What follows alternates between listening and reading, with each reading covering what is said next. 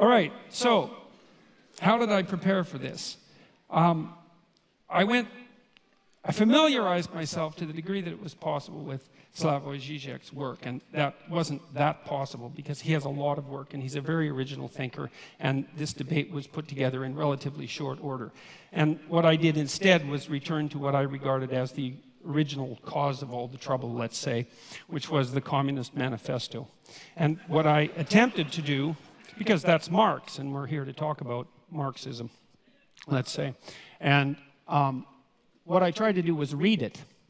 And to read something, you don't just follow the words and follow the meaning, but you take apart the sentences and you ask yourself at this level of phrase and at the level of sentence and at the level of paragraph, is this true? Are there counter-arguments that can be put forward that are credible? Is this solid thinking?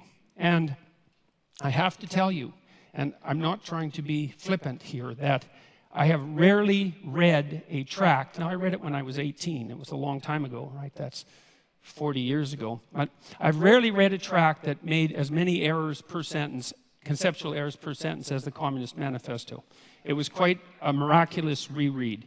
It was interesting to think about it psychologically as well, because I've read student papers that were of the same ilk in some sense, although I'm not suggesting that they were of the same level of glittering literary brilliance and polemic quality. And I also understand that the Communist Manifesto was a call for revolution and not a standard logical argument. But that notwithstanding, I have some things to say about the authors psychologically. The first thing is that it doesn't seem to me that either Marx or Engels grappled with this particular fundamental truth, which is that almost all ideas are wrong. And so and it doesn't matter if they're your ideas or someone else's ideas, they're probably wrong. And even if they strike you with the force of brilliance, your job is to assume, first of all, that they're probably wrong, and then to assault them with everything you have in your arsenal and see if they can survive. And what struck me about the Communist Manifesto was it was akin to something Jung said about typical thinking, and this was the thinking of people who weren't trained to think. He said that the typical thinker has a thought, it appears to them like an object might appear in a room. The thought appears, and then they just accept it as true. They don't go the second step, which is to think about the thinking. And that's the real essence of critical thinking. And so that's what you try to teach people in university, is to read a text and to think about it critically, not to destroy the utility of the text, but to separate the wheat from the chaff. And so what I tried to do when I was reading the Communist Manifesto was to separate the wheat from the chaff.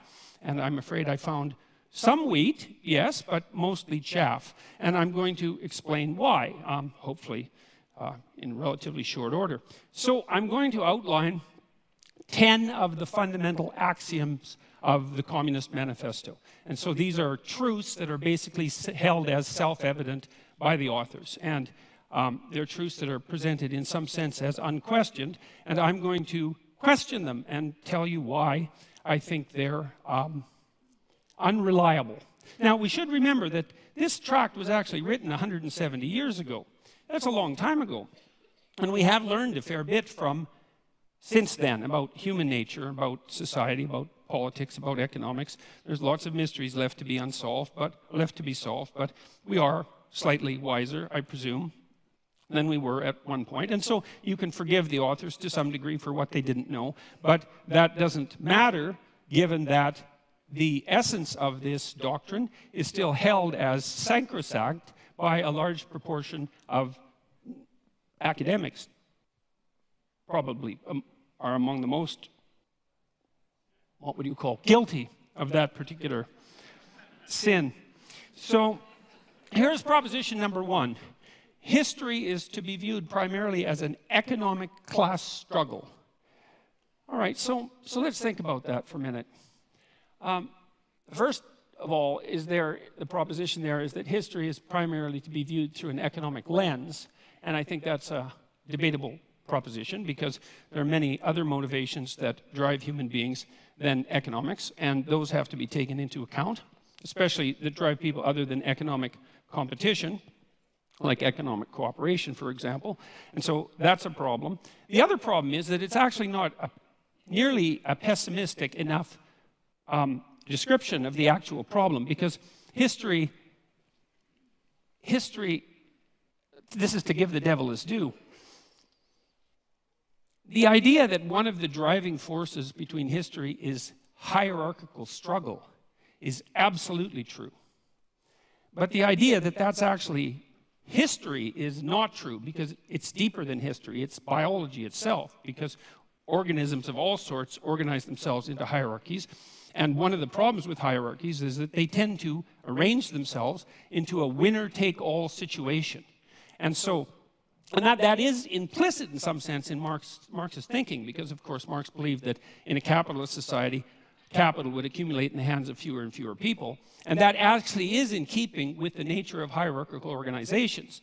Now, the problem with that isn't so much the fact of, so there's accuracy in the accusation that that is a eternal form of motivation for struggle, but it's an underestimation of the seriousness of the problem, because it attributes it to the structure of human societies rather than the deeper reality of the existence of hierarchical structures per se, which, as they also characterize the animal kingdom to a large degree, are clearly not only human constructions.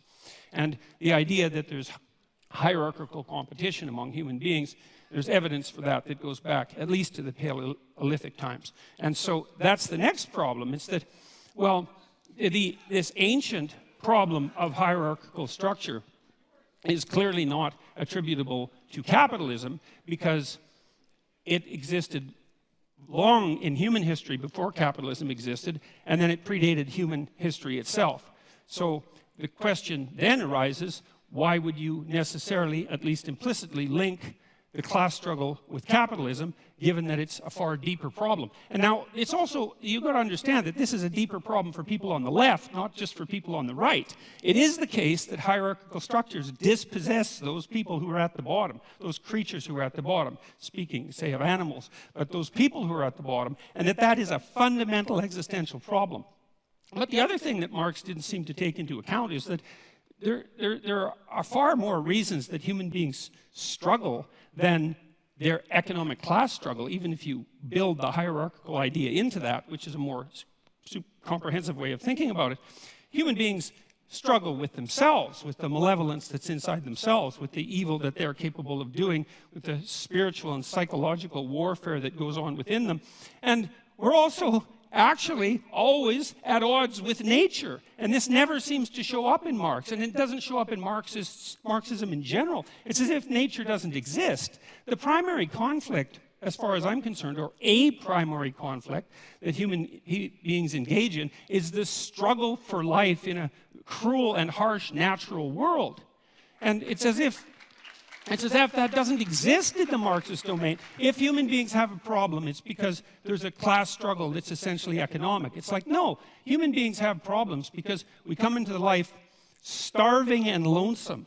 And we have to solve that problem continually, and we make our social arrangements, at least in part, to ameliorate that, as well as to, well, upon occasion, exacerbate it. And so there's also very little understanding in the Communist Manifesto that any of the, like, say, hierarchical organizations that human beings have put together might have a positive element. And that's an absolute catastrophe, because hierarchical structures are actually necessary to solve complicated social problems. We have to organize ourselves in some manner, and you have to give the devil his due. And so it is the case that hierarchies dispossess people, and that's a big problem. That's the fundamental problem of inequality.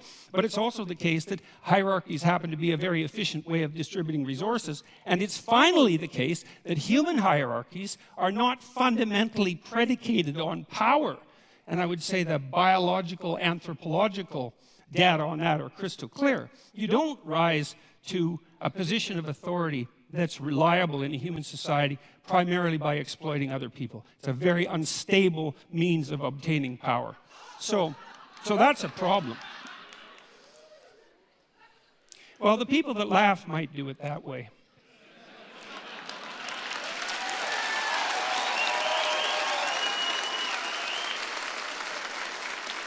Okay, now another problem that comes up right away is that Marx also assumes that you can think about history as a binary class struggle with clear divisions between, say, the proletariat and the bourgeoisie. And that's actually a problem because it's not so easy to make a firm division between who's exploiter and who's exploitee, let's say, because it's not obvious, like in the case of small shareholders, let's say, whether or not they happen to be part of the oppressed or part of the oppressor. This actually turned out to be a big problem in the Russian Revolution. And by big problem, I mean tremendously big problem. Because it turned out that you could fragment people into multiple identities, and that's a fairly easy thing to do. And you could usually find some axis along which they were part of the oppressor class. It might have been a consequence of their education, or it might have been a consequence of the wealth that they strived to accumulate during their life, or it might have been a consequence of the fact that they had parents or grandparents who were educated or rich, or that they were a member of the priesthood, or that they were socialists, or anyways, the listing of how it was possible for you to be bourgeois instead of proletariat grew immensely, and that was one of the reasons that the Red Terror claimed all the victims that it claimed.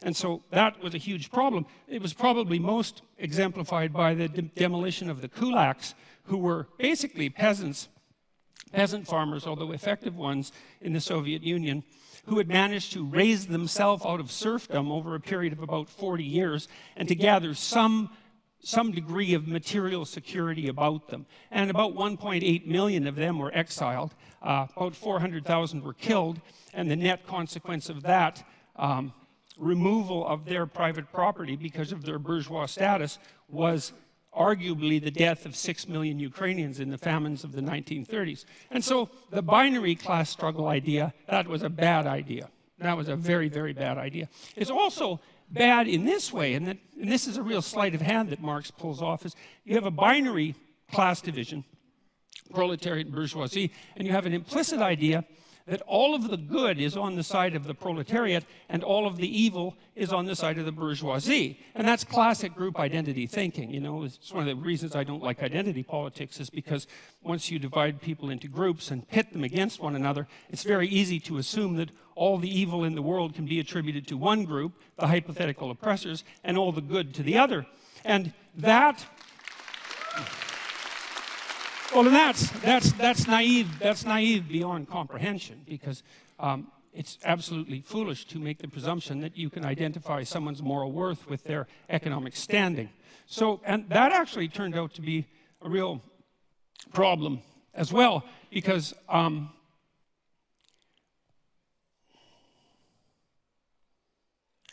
Marx also came up with this idea, which is a crazy idea as far as I can tell, of the, that's a technical term, crazy idea, of the dictatorship of the proletariat. And that's the next idea that I really stumbled across. It was like, okay, so what's the problem? Well, the problem is the capitalists own everything. They own all the means of production, and they're oppressing everyone. That would be all the workers. And there's going to be a race to the bottom of wages for the workers as the capitalists strive to extract more and more value from the labor of the proletariat by competing with other capitalists to drive wages downward, which, by the way, didn't happen, partly because wage earners can become scarce, and that actually drives the market value upward. But the fact that you assume a priori that all the evil can be attributed to the capitalists and all the good, the bourgeoisie, and all the good could be attributed to the proletariat, meant that you could hypothesized that a dictatorship of the proletariat could come about, and that was the first stage in the communist revolution. And remember, this is a call for revolution, and not just revolution, but bloody, violent revolution, and the overthrowing of all existent social structures.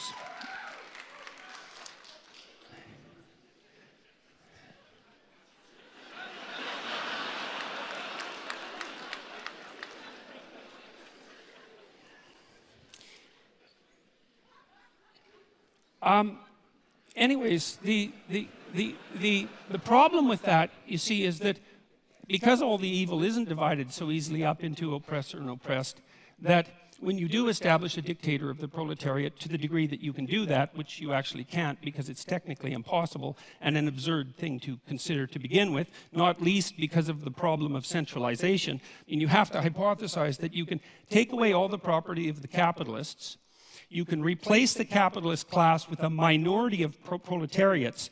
How they're going to be chosen isn't exactly clear in the Communist Manifesto, that none of the people who are from the proletariat class are going to be corrupted by that sudden access to power because they're, well, by definition, good. So then you have the good people who are running the world, and you also have them centralized so that they can make decisions that are insanely complicated to make, in fact, impossibly complicated to make. And so that's a failure conceptually on both dimensions because, first of all the proletariat aren't going to be good, and when you put people in the same position as the evil capitalists, especially if you believe that social pressure is one of the determining factors of human character, which the Marxists certainly believe, then why wouldn't you assume that the proletariat would immediately become as or more corrupt than the capitalists, which is, of course, I would say exactly what happened every time this experiment was run.